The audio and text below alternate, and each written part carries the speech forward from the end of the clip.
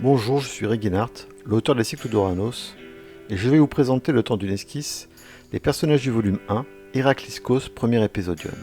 Aujourd'hui, nouveau croquis d'un des principaux protagonistes de ce premier arc, un individu mystérieux qui n'est pas expressément nommé, mais qui a pourtant un rôle central dans l'intrigue. Faire apparaître ce personnage dès le début des cycles d'Oranos était pour moi très important, car simplement il est un des moteurs de l'intrigue, tant son influence pèse dans la suite des événements.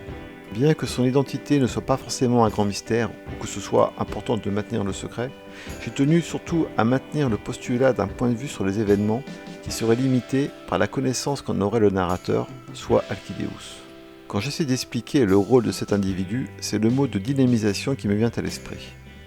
A l'instar d'un Loki dans la mythologie nordique, qu'on associe à la malice voire au mal, ce personnage est surtout l'instabilité nécessaire pour que les choses ne se fichent pas, qui imprime un mouvement, un élan, même si la volonté collective viserait à la stabilité, voire la stagnation. Une force anthropique qui incarne à la fois le changement et le chaos, qui est à la fois attirant et inquiétant. Un petit détail, mais ce n'est pas anodin qu'il se présente à Oedipe, Alcideus et Amphitryon masqués. Mais la raison sera révélée bien plus tard dans l'intrigue. Outre agir en toute discrétion, il y a une motivation plus profonde pour laquelle il ne veut ni être reconnu, ni être nommé, et rester dans l'ombre.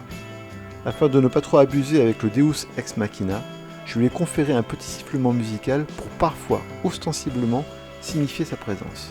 Ainsi, à la fin du premier volume, le lecteur comprend qu'il est bien présent sur le navire, sous l'identité du bras droit de Télamon, Calmi, ce qui dévoile déjà l'une de ses nombreuses capacités.